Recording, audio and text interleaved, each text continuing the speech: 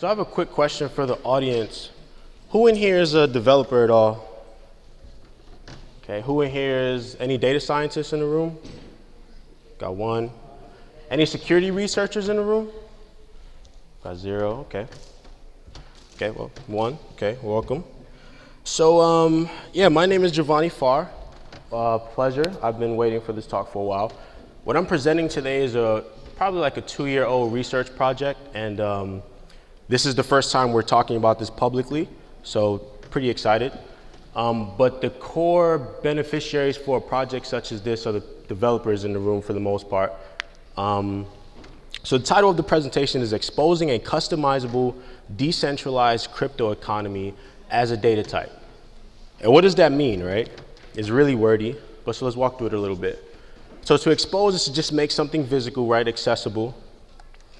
Something that's customizable, you guys understand what that means, obviously, right? To modify or build according to individual personal specifications.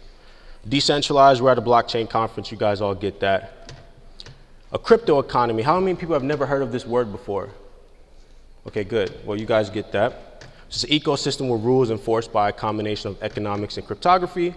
And a data type, for the developers in the room, you know what that is, but just think of this as a classification of data which tells a compiler or interpreter how the programmer intends to use the data.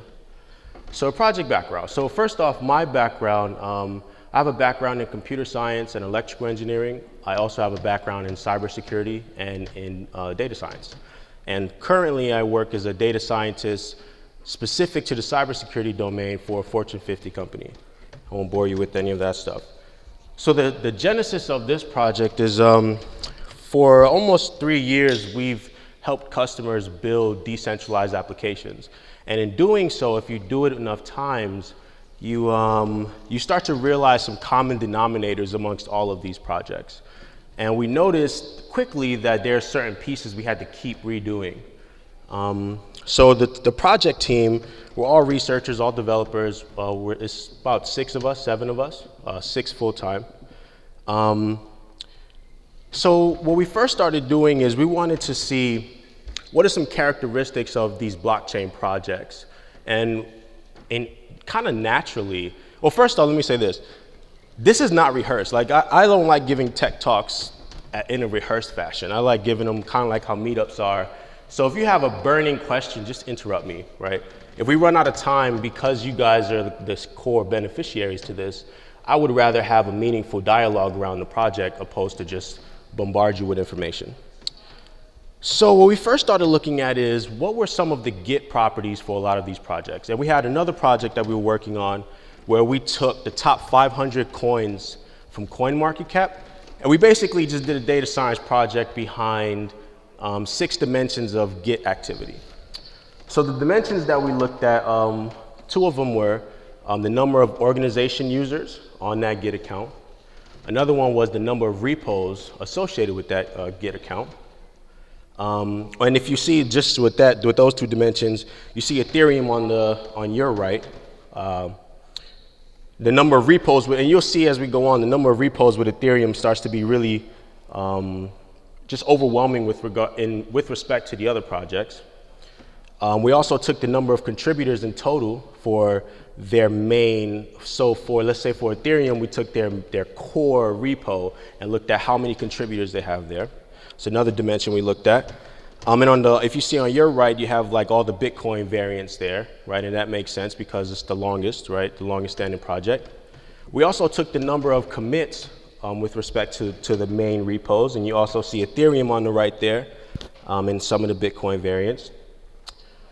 And the 3 other dimensions that we took were the number of contributors, the number of releases, and the number of branches. So you see where this is going. If you're looking at the properties of some of these projects, it's intuitive to look at the activity that they have in Git. So if you perform just some dimensionality reduction on these 6 dimensions, you get something that looks like this. And they're all numeric, so it's pretty simple. But you see that point at the bottom right, no, bottom left to you, that's Ethereum. And what we did for this, because we were releasing a project on just this work or a paper on just this work alone, we trimmed this down to the top 17 currencies on coin market cap. So, but even when you put all 500 coins up there, Ethereum is a clear outlier. And let's kind of look at why that's the case.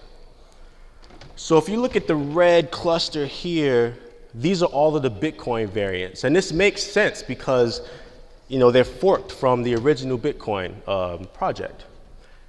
And these other coins you have here, you know, if you put all 500 in here, and if you put all 500 in here, it starts to be really clear as to their relationship.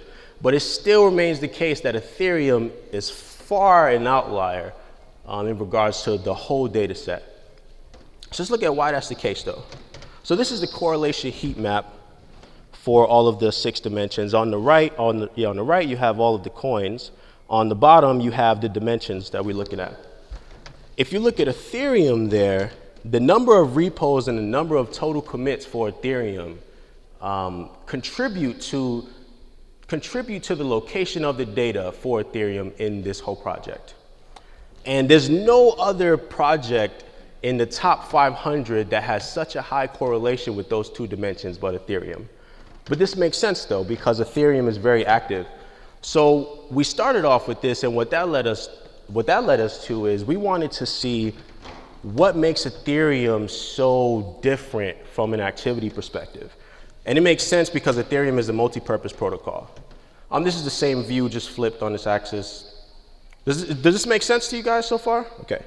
Stop me if there's a burning question, something's not making sense. So let's talk about single design multi-purpose protocols versus flexible design specific purpose protocols.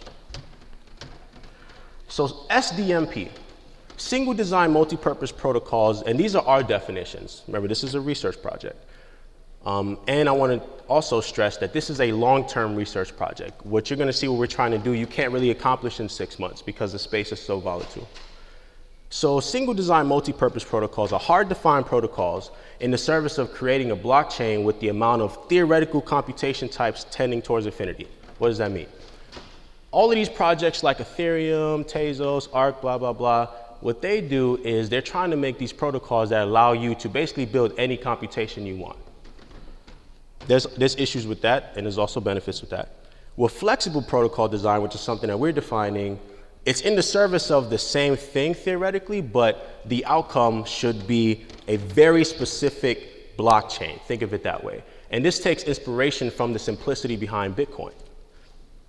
So the theoretical computation types is also tending towards infinity, but with the cardinality of that set of acceptable computation types within that protocol should be bounded above. What does that mean?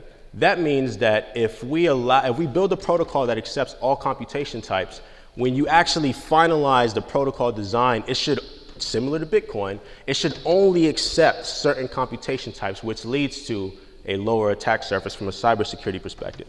And how many of you guys are familiar with the DAO hack on Ethereum? Okay, well that's good. We're at a blockchain conference. So that makes intuitive sense. How many people actually know how the DAO hack happened? Wow, that's funny because so many people raised their hand. So just think of it as a buggy smart contract. I don't even want to bore you with that because we only have an hour. But you know, the reliability of that implementation was really the root cause of this. So here's another way to look at this. With something like Ethereum, they build for a protocol that can allow you to do anything computationally, right? And how many people have ever looked at the security documentations for Ethereum to restrict certain smart contracts or restrict accounts? Okay, that's interesting. So I'll save you the time. It's extremely difficult for you to deploy Ethereum and restrict it to be more secure, to not accept certain smart contracts, not accept certain accounts, et cetera, et cetera. What we're trying to do is, like I said, we're trying to create the same type of robustness, but when you deploy your protocol, it should only accept certain computation types similar to the simplicity of Bitcoin. So here are some side effects and I'm building a case as we go, so bear with me. Here's some side effects of a single design protocol like Ethereum. You have something that's just monster in some people's eyes. It's over-architected. The overhead for something like Ethereum is extremely high. We all know that if you've played with it. But when you have something like that, and you have something like Bitcoin, that they're very hard to find protocols, you have to, over time, invent these methods and these techniques to augment the capabilities of it, to make some more security guarantees, et cetera, et cetera. And that starts to lead to even more complexity to these protocols. This is an example of all of these plasma contracts that Ethereum has. Oh, by the way, this is the Lightning Network for Bitcoin. How many people have heard of that? Okay, how many people know what the Lightning Network is? Okay. This is for Ethereum. These plasma contracts to do different things. Instead of making independent chains for these capabilities, you add these smart contracts that's running on this root chain that's built for all type of computations in the world, right? But these are just side effects of you having to, over time, invent these new techniques to do different interesting things. This is another view of these plasma contracts, but this is just showing actually making, chains that are talking to each other, but they're hierarchical in a sense. And on the right, we're just kind of reminding you as to, with regards to commits, how much more commits Ethereum has on their core protocol than every other. And we're talking about the current Ethereum, not Ethereum Classic. So another concept that I want to talk about while we're building this case is developer privilege asymmetry. And these are terms that we've coined, right? So on the top, you have the protocol developers. On the bottom, you have developers like you and I who can download stuff from GitHub.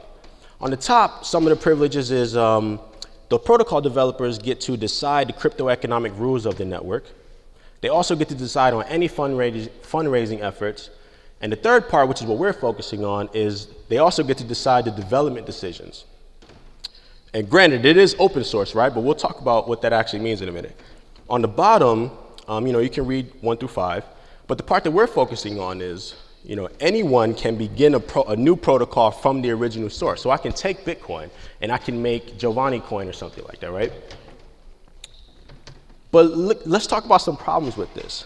And this is something else that we put in our paper. By the way, we're releasing a paper on this year. So, if you guys want to have access to that, you can always keep our email or just email us. We'll get that to you. But the curse of code complexity, I really want you to think about this. So, and this is the case. Open source software is built around transparency of code. Do we agree with that? Okay. The more complex the code base is for a given project, the higher the knowledge requirement is for a regular developer, average developer, to make changes to it, meaningful changes to it that are not stupid. Do we agree with that? Okay.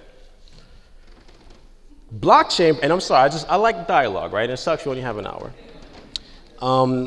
Blockchain protocols are already complex to many developers, and I think we all understand that. We see how people speak about it, we see the questions people ask, right?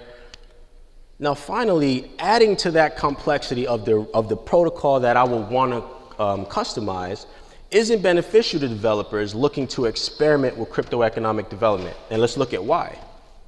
Because to develop a customizable cryptoeconomic protocol, something like an Ethereum, but that's catered to me, or like a Tezos that's catered to me, or Arc or whatever, I have to integrate all of the protocol configurations that I want to make into that existing protocol, A.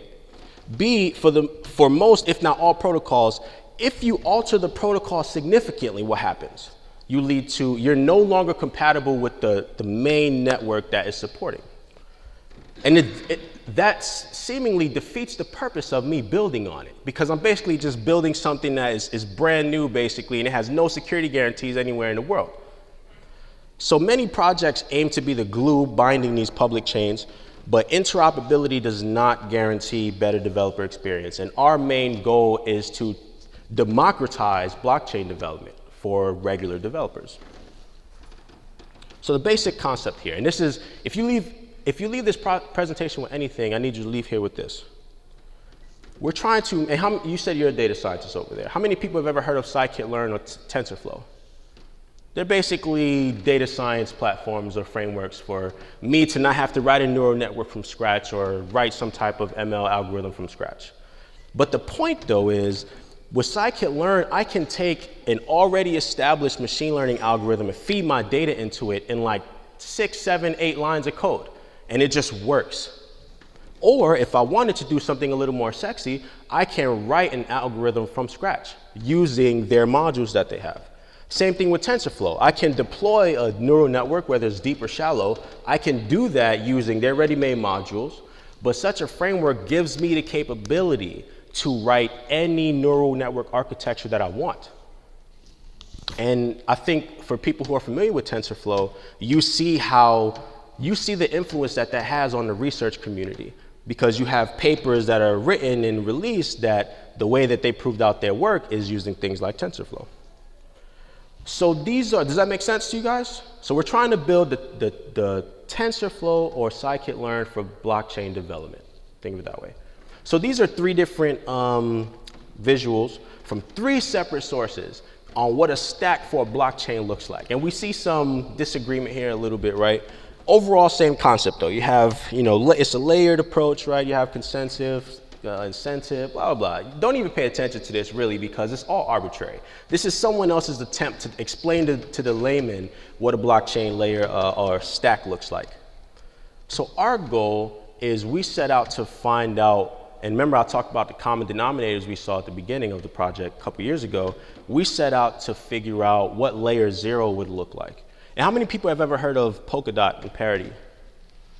Okay, well, if you're interested, for the people who have it, what they did is, along their path of development, they too saw common denominators that they had to keep redoing. So they built something called Substrate.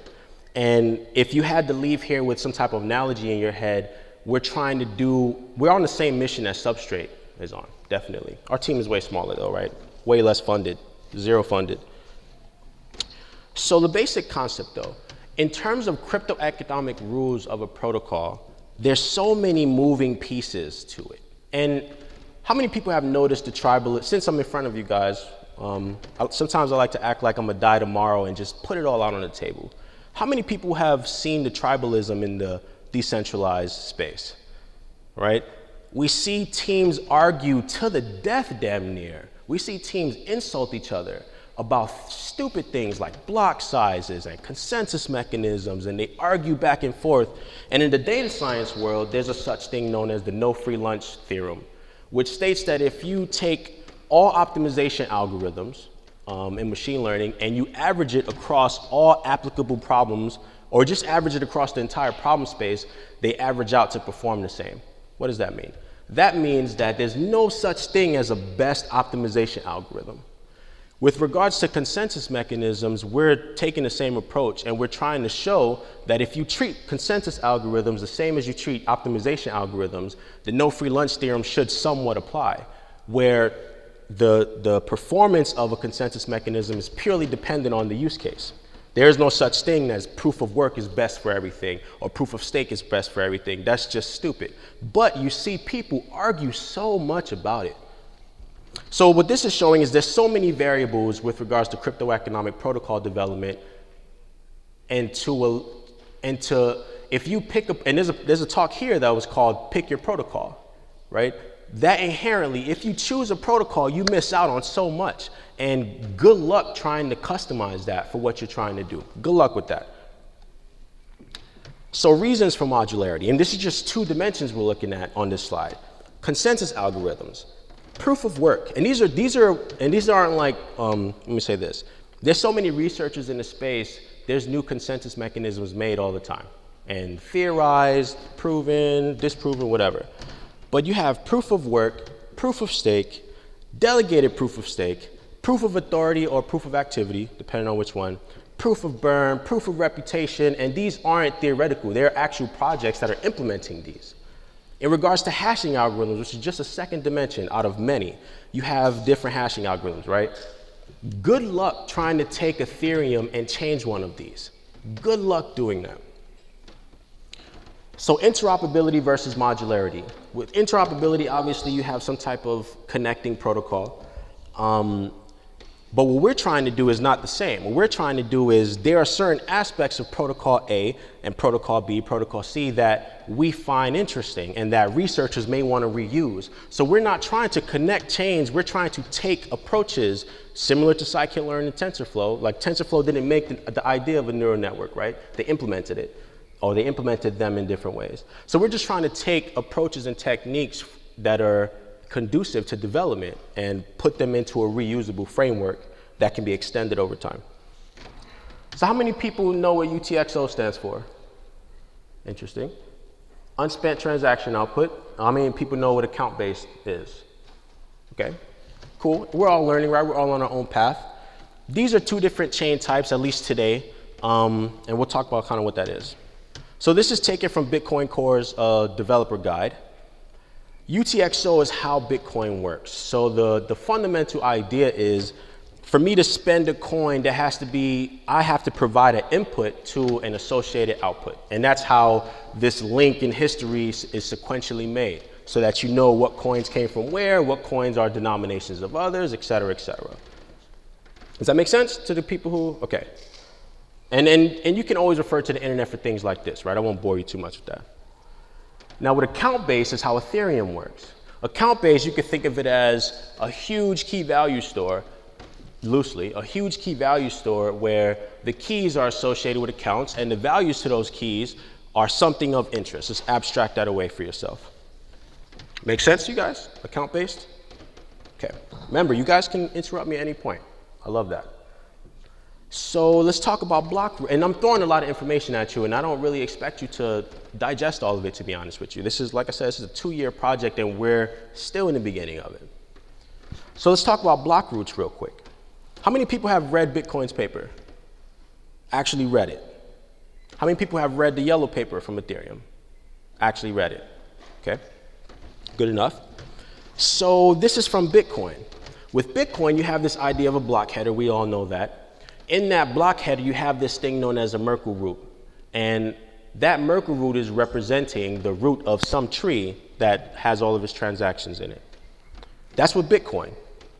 With Ethereum, you have 3 roots that they keep in their block header for specific reasons. You have the state root, you have the transaction root, and you have the receipts root. Okay? With EOS, how many people have heard of EOS? How many people have read their paper? Okay, reading is fundamental. So with EOS, they have 2 roots in their block headers.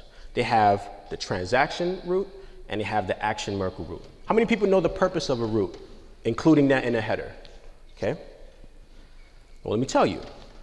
So a root is a set of objects presented. Oh, actually, it's just that first clause is wrong. So a root is just this, well, actually, no, it's not wrong. We have an internal representation of a root, so kind of confusing there, but just bear with me. So a root is a set of objects represented as a data structure, usually as a Merkle tree or a trie, which is another data structure. Hashing that root and including it in a header cryptographically is proving the existence of any element within that tree. That's a fundamental piece of any blockchain, at least conventionally. But it proves it at the block's creation time. Because theoretically, if I have a hash and included in that hash is another hash, that proves that the hash that's included in it came before. It had to, because it's included in the hash. So we abstract this idea of a root because you have this once again, you have a common denominator amongst these blockchains. We abstract that away and give developers the power to define what a root means to them and what a root would represent, which is not being done in any other project, by the way, at least now. So an aspect is internal term for us, is a property of a root that can be used during computation by the virtual machine. You could think of an aspect as, and I'm going to lose you on the terminology because we made up this terminology, right? So bear with me. But you could think of an aspect as a variable that when some smart contract is running, it's accessing this variable that you define, though, as a developer. So another concept that I want to cover is transaction gender. And being a researcher, you know, sometimes there's an empathy gap between what I think people should be taught and how I think people should look at things versus how others do, right? How many people have some type of like electronics background or fix things in their house, blah, blah, blah. Okay, everybody kind of, right? But these are components in electrical engineering, and I'm using these as an analog. This concept of female and male, right? And this may sound sexist, right? But It's very intuitive though, and there's a reason why this approach is used across disciplines. All that it's trying to convey is that there's a certain type of component that accepts invocation, and there's a certain type of component that invokes. That's all that's saying. So let's correlate that to what we see in these blockchains. So with Bitcoin specifically, where's transaction gender in Bitcoin? Remember, we talked about inputs and outputs, right? Outputs accept invocation in a theoretical way because an output accepts an input. An input is the male there. Think of it that way. And don't pay attention to the colors, right? It's just arbitrary. Is this part making sense to you guys, where transaction gender actually makes sense? And please tell me if it doesn't, right? This is for everybody. Okay. In Ethereum, let's talk about transaction gender. Contract creation for Ethereum. This is something that you define in a smart contract, and you store that on chain. Now, when you store that on chain, that is awaiting invocation from another contract to do its smart contract duty, or its job, whatever you want to call it. So if you think about it, contract creation is female. Message calls, which is a subsequent smart contract, that is male. Think of it that way. And when you start thinking of it in this manner, you start to not even care about the individual jargon for the project, because it's a fundamental concept of transaction gender.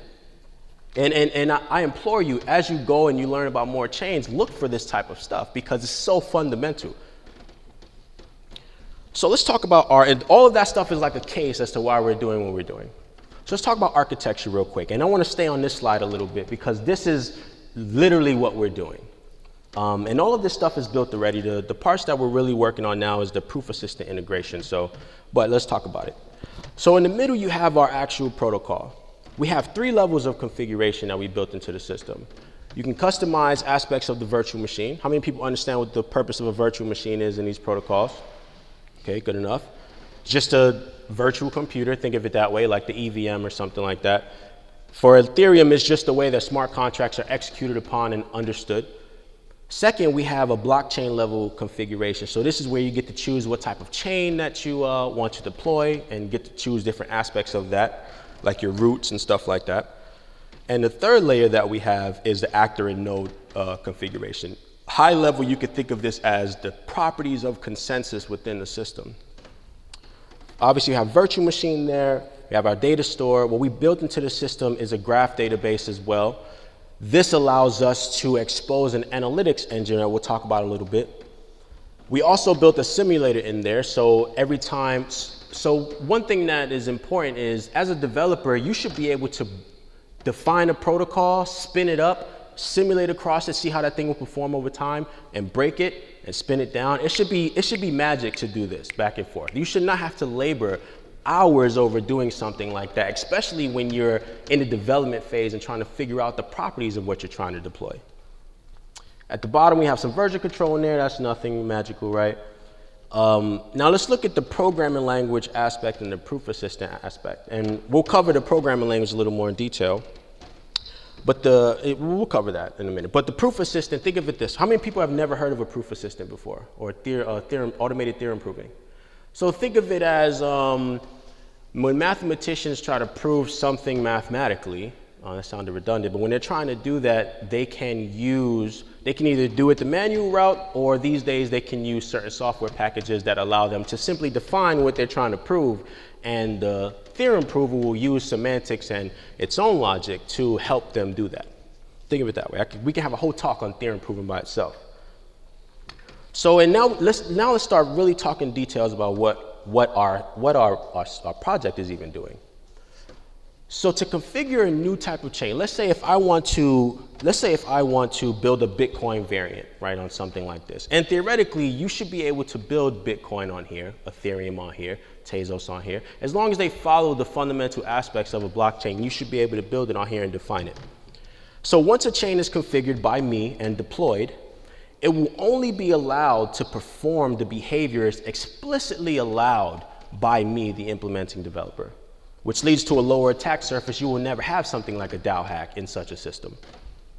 as long as I defined it right? Now, upon chain configuration, we have this idea of smart contract templates. We all know what smart contracts are, right? But think of it as this way. If instead of me deploying a chain that people can put voting applications on it and like exchange applications on it and some blah, blah, blah, all these other applications, it's more conducive for me to have something secure and reliable for me to deploy a voting chain, a chain that only hosts elections. And so if I'm deploying a chain, I can define what the template will be for any smart contract in that chain. Once the chain is deployed, any smart contract that does not abide by that template will never even be processed by the chain. Lower attack surface. Does that make sense, the notion of a smart contract template to you guys? Okay.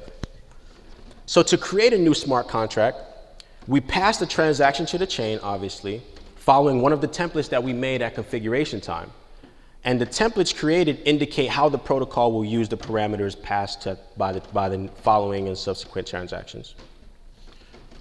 So the abstraction language is something that we spent a lot of time on and still iterating on, probably the most fun part of the project. But for me to deploy a blockchain that supports elections, this would be the code that I would write. This is the arbitrary language. It's just a native language to the system. So let's walk through it a little bit though, and it'll go more in detail too. What we did, and we always set out to build the language backwards. We always wanted to set out to work with developers who have basic computer science understanding to be able to say what will be comfortable for them to write tomorrow. Not having to learn a bunch of stuff for a year, but what will be comfortable for you to write tomorrow. So if you write it backwards, you can start at the user experience first, and you build your AST and your parsing and all of that compiler stuff after. And so there's frameworks to do that too, right? Luckily. But now you start to see certain nomenclature that we brought up before, like the idea of a root. So if you just look at this, and remember the title of the talk was, it had data type in there. The point was we wanted to show how you could take this abstract concept of a blockchain and make it into an actual native data type as a first-class citizen. So here, this notion of this dot consensus, right? And this is arbitrary because this is a first iteration of a language. What we plan to do in the future is work with other teams to help write other type of languages. So the fact that you can identify what type of consensus you want to use, and that consensus.pow is built in, and we'll talk about how you customize that too. The fact that you can do that in one line though, from scratch, is a part of the value proposition that we've always been working on.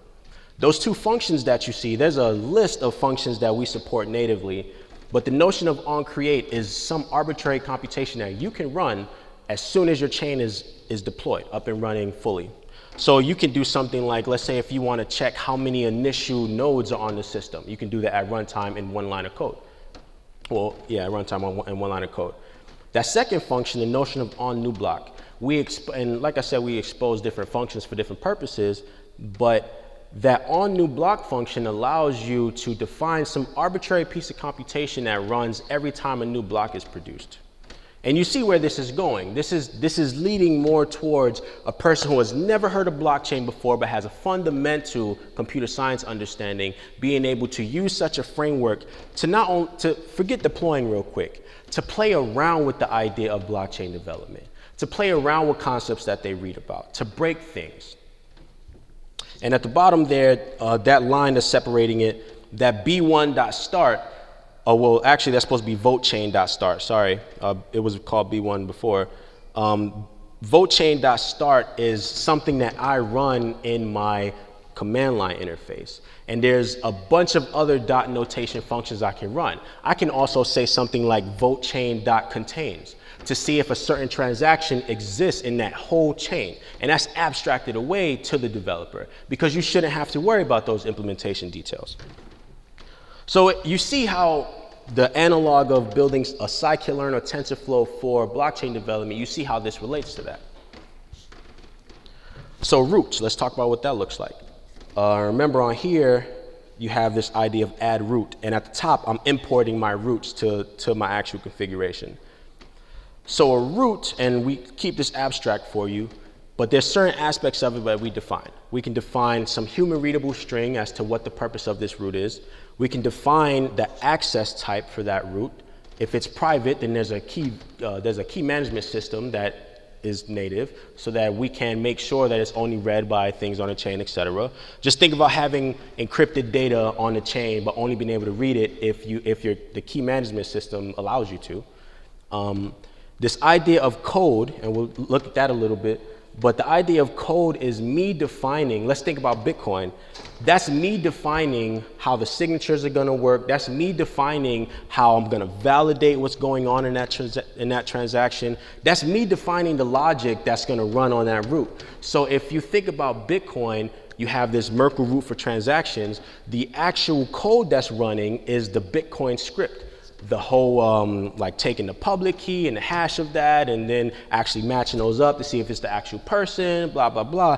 All of that stuff is something that you define natively. This idea of return is the return value or values from the virtual machine. I define what the system does with that. So I can define it to take the return value from the virtual machine and store it somewhere, or I can make that invoke another transaction or another root within the system.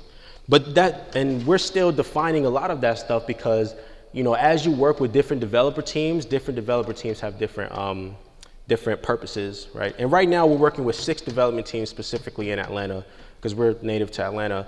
And these 6 teams, we're just trying to prove out all of their applications on our system and kind of document in case study fashion what their development process is like. So let's look at aspects a little more. And these are pretty simple. I'm keeping them abstract. But initially, you can define a human readable string, right? So that people understand what's going on, and a default value. And that's really all that you need for that. We have other aspects that are optional, but that's all that you need. And we'll kind of see what that's looking like. So let's look at roots using aspects.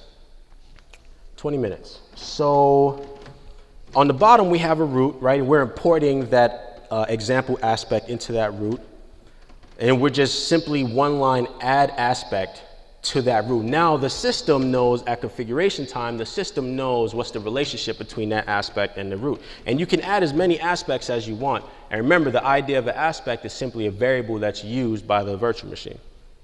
So this is a storage example, very, very concrete, except for the code and the return at the bottom. But the comment there helps you understand what that is. So at the top, we have an aspect called data holder. And we have some human readable string and then some default string, right? Some placeholder, whatever. It could be my name or something. We import that data holder into the root. We make an access type public. And then in the code, instead of even writing it, the comment is just saying, just check the size limit, which is a simple condition. If something dot limit is above something, right, then store. If not, don't. We can also define what to do with that result from the virtual machine under return. And you see, this is, and sometimes, you know, it's easy to miss the magic here, but just think about what it takes for you to do this now in a customizable way. You have to download Ethereum or any protocol of your choosing, and good luck trying to get to this point to make it do exactly what you want. Is this making sense so far? Does anybody see the magic here as to why you abstract this stuff away? Does anything not make sense regarding why we're taking this approach? Okay, good. I trust that you guys will be honest with us. Because at the end of the day, we're building this for people like you guys, right? This is an election example. The root, public, right? It's human readable string. The code, 2 lines of code basically. Add 1 to the vote count if allowed to vote. Allowed to vote could be us simply checking the date, the timestamp now, and the timestamp that's showed in the chain. And let's say if I'm making an election that you can only vote up until December 1st. The moment you try to do it after December 1st, in 2 lines of code, I can restrict you from voting. With regards to return, I can simply just say, assign the new number of votes as the actual on-chain value in 1 line of code. How many people have ever heard of the discipline of mechanism design in game theory or economics? Anybody? Okay, 1. So mechanism design, a lot of people call this reverse game theory. The concept is you start with the desired outcomes of the game and you build backwards to arrive at behaviors that you incentivize so that people act the way that you want them to act. Does that make sense? Okay. In the system, and this is showing that consensus.pow that I showed you earlier. In the system, one of the data types is a mechanism, and every single consensus mechanism in the system is built upon the idea of a mechanism. And that sounded a little redundant, but I hope that makes sense. In the mechanism, there are certain built-in functions that you define what happens in those. So, and we can have a whole talk on just this stuff, but the point I'm trying to say here is you can use proof of work, or you can define proof of work. You can use proof of stake, or you can define proof of stake if you want. The point is the flexibility is your responsibility now, or you can use ready-made modules, right? But that flexibility is a fundamental purpose of this mission that we've been on. Does this part make sense? The idea of using mechanisms as building blocks? Okay, probably not, right? But so let's talk about the graph structure that's in. And like I said, I'm throwing a lot of information at you guys, and with no remorse, to be honest with you. Because this is it's just like you working on something that you care about and then trying to tell people everything that you've noticed over years in an hour, right? You did that, right? Just now. So with the graph structure, as you go to the right, this is showing different block heights, right? And this is a common representation in the blockchain world, but this is a first-class citizen in the system because it allows us to have an analytics engine. But if you look at the one on the left, that's just a block height of 9. That black dot is your genesis block. Every red and blue dot, think of that as a transaction. So if you see at the top on the one on the left, you have a red dot with 4 associated dots to it. That's just showing that those are 4 male transactions targeting that one female transaction. So that could be like a ballot or something like that. That could intuitively mean that 4 people voted for that person, right? Something simple. And you can see as your block height increases, these start to not only look pretty, right, but they start to be really interesting data science opportunities. And this is something that Hedera Hashgraph is kind of built, kind of like used as a tenet in their system. So how do we use that as an analytic engine? We use these ideas of triple stores, right, which is a common graph database or query graph approach, where let's say, for example, we want to find out what nodes have mined or forged which blocks. That's a simple query because that first one, node mined blah blah blah, that node would be a subject, that mined or forged would be an object, and the predicate would be what block. So I can query the system to say something like, and I'll show you what the queries will look like, but same thing with created if I wanted to see which user account created what transaction, or if I wanted to see what transaction is stored where and what block, or if I wanted to see what account targeted another account. Like, it's just so much you can define in this way. But more concretely, in the programming language, I can use something like analytics.query, where I can say my subject is a transaction hash. So that means if I'm looking at the previous slide, I can say something like, let's say if I wanted to look at where the transaction is, I can query that stored in triple store and say, okay, where is this transaction? And how many people are familiar with graph databases at all, or just triple stores? So just think of it this way, the search complexity for any graph structure is linear time with respect to how many nodes I have to traverse to search. So if you look at this again, the depth that I have to traverse at max is like 4. So that leads to very fast query times. And then you have some other examples here, right? But the point is, having this query layer on it allows us to do something really interesting. And then if you expose that in the programming language, that becomes even more interesting. So the proof assistant stuff, like I said, we can have a whole conversation on this for an hour. But think of it this way. If I define a blockchain configuration, I should be able to have some type of tooling to validate that from a security perspective and see if anything through the process of induction would break. And that's just a common approach for automated theorem proving, but we put that in the system as a first-class citizen and just a tool that's native to the system.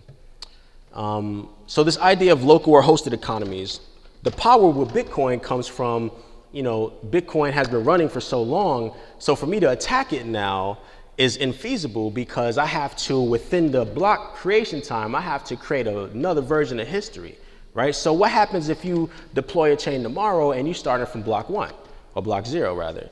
Good luck securing that at deployment time. So what we offer is, and once again, we're trying to be this all-inclusive environment for developers to break things. What we provide is this environment, and to be transparent, we're using all major cloud providers. We basically allow you to incubate your chain after configuration. So let's say after you're breaking stuff and you figure out, okay, this is the final design I want to go with, you can incubate the chain with us and kind of check on the status of it over time, but you have the option to take on the security burden yourself, or you can incubate the chain with us, and after a certain point of chain strength, you should be able to deploy that with a little more security guarantees. But as you're incubating that chain, that's centralized, right? But we're in a decentralized space. So at any point in time, you download our code or our packages, and you should be able to have a local version of your chain. And if you wanted to, you should allow your entire community to have versions of your chain or nodes in your chain, right? And over time, you don't need our bootstraps anymore, but we allow you to do that. So this is just showing the idea of chain incubation, right? You kind of launch your chain at a certain point, something pretty intuitive. Does that make sense though, the idea of bootstrapping and why you would actually care about this? Okay. I'm surprised no one has interrupted me. Interesting. So, something that we envision is advancing the speed of research in this space. And when you think about all of the blockchain teams, it's easy to see the big research houses like IOHK and like the Ethereum Foundation, they pump out a lot of stuff, right? But people like you and I, it's harder for us to do that because we're either gonna have to make something from scratch, good luck, or we're gonna have to take something that exists and then start doing research on that. But then we might have to customize that a little bit, right? But we think, and it's kind of based on what Scikit-learn and TensorFlow did, we think that if you provide such opportunities to developers, you will speed up the advancement of research because now I can build a neural network not from scratch, right? In 14 lines of code. So some roadmap items that we have, and I'm actually surprised I got through this. Just some ideas that we've been playing with for a few months. This has actually been over a year. So, you can come onto the system and you can define, you can build your own configuration, right? You can go through the language and do your own thing. It's flexible in that regard. But we also have this idea of a marketplace. So just imagine you come on there and let's say if you use a scikit-learn and you want to be able to use some type of model, you should be able to use that model and plug and play, right? Whereas what we're trying to do is the same exact thing where chain designs can be stored in some decentralized or centralized place, doesn't matter, and you can click something that says deploy. And once you do that, the person who actually made that marketplace in our native currency, they should be able to get compensated from such a thing if they choose to be. This is an idea that we've been playing with for a while. This is something that this is actually something that I've been thinking about for a long time, but it's cool that it's coming to fruition now. Just imagine, how many people know what jQuery is? Okay, cool. Just imagine every time, if you have a website, just imagine every time someone uses jQuery, jQuery gets paid for that. That would be interesting, right? But imagine if you don't have to pay for it. Imagine if it's just paid for by the native currency in the system.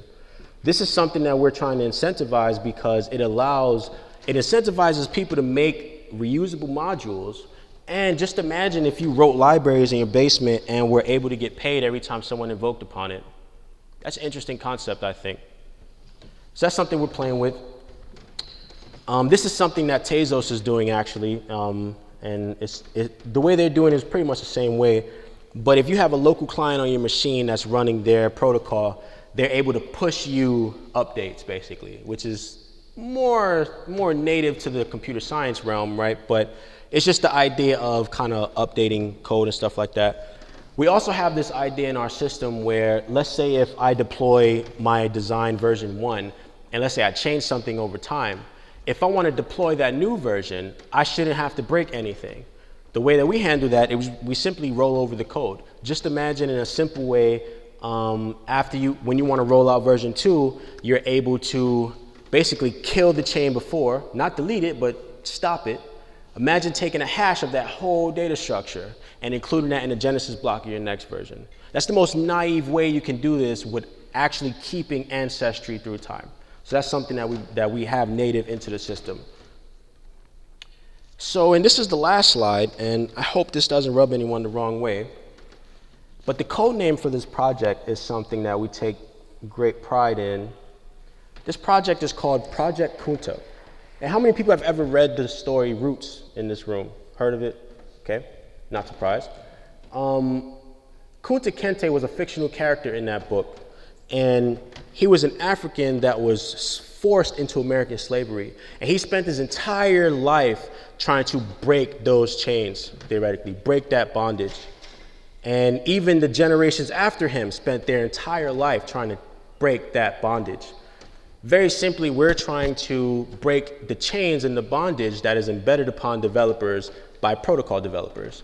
So if you use something like Ethereum, we're trying to free you from the bondage that Ethereum places on you. And same thing for every other protocol. So yeah, this is Project Kunta, and that's literally me throwing the kitchen sink at you to see, for the first time really in public. So any thoughts on what we're doing is 100% welcome. Any concerns, any confusions? Yeah. All right, so we have this customizable, like plug-and-play blockchain for the future of the blockchain, make a style blockchain, right? Mm-hmm. When you actually create one and it's in motion, how have you thought about actually changing it while in motion? And have you looked at Dash, where they have the concept of master nodes, and you own so much share, you're a voter. Yep. EOS, everything is a contract itself. Yep. So every protocol in the blockchain is a contract. Right. And they're replacing. Right. So, have you thought about those? So here's our approach to that, and it's arbitrary. Have to give you that disclaimer. But the idea of rolling over a chain is something that's very powerful because you get to decide if it's a hard rollover as soon as you deploy that thing, or you get to, because we have a mechanism as a native data type, you get to define if there's any voting aspects to that rollover. So that means that you can define very simply whether or not 100% of the nodes in the system have to approve of that rollover, right? And this is, the permutations of those decisions are what you see in these protocols a lot of the time. They have some voting mechanism or some hard rollover stuff. So we're still thinking about that, right? But like I said, we have a long way to go. And I think us working with more developers will just give us more insight as to what people are comfortable with. But the core tenet is us giving as much flexibility to the developer as possible, because why would we want a burden on that? We don't want anyone emailing us like, hey, your rollover mechanism is faulty because blah, blah, blah, right? That should be your fault. Is that fair for answer? Thank you. Any other thoughts on this? And this is a question I'm interested in. Does anyone see this as being useful to not only yourself, but to the space? This idea, a question? No, I was about to say the same thing. As somebody who's very, very new to this, just starting to wrap my head around some of the concepts to become more comfortable with them here.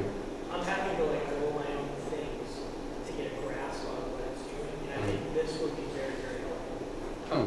Craig was I think really big on something you guys did. Right. And it's interesting you bring those up because they're not only big, but the overhead that you have to incur is something that someone in your position shouldn't even have to. Shouldn't even. Right. Thank you for that feedback, though. Any other thoughts on this project, though? Because we waited a long time to talk to people like you on this project in this type of setting. Yeah. So if somebody wanted to actually use this, like if Monday morning I wake up and I'm like, okay, I want to actually install this, use this, how far are you guys from a finished product that you can release? Got you. So let me go back to this real quick. Answer that very concretely. Everything in this whole diagram is done except for the proof assistant.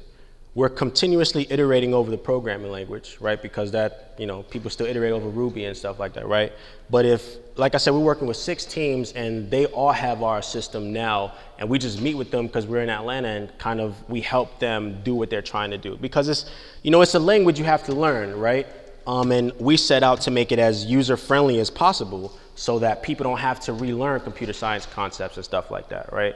Because like if you think about Solidity, there's some unconventional syntax design decisions they made. Well, I'm sure we have some too, right? But because we've been doing it for 2 years, we're definitely far along to do POCs, but to us, this is a long-term project. We see ourselves working on this 5 years down the line too, because the space is changing every day, right? And people invent new consensus mechanisms and we have to build those in, right? So we also think about partnering with some of these teams so that we can have some auditing done where, let's say if we want to do some consensus algorithm they made up, they should be able to help us say that that's correct. You see what I'm saying? So, because you can only build so much from research papers, right? But does that answer? Any other thoughts on this? We have like 1 more minute. Any concerns? I'm interested in negative feedback, actually. I actually hate positive feedback, but negative feedback helps us iterate. None? I'll just take it as people are shy and don't want to hurt my feelings. Well, I appreciate, you guys listening to this, and, if anyone wants to be a part of the journey, feel free to take a picture of this slide right here and contact us. And my name is Jovonni Farr. You can find me on the site or blockchaintech.com, right? And add me on LinkedIn and let's just talk offline. I appreciate it. Thank you.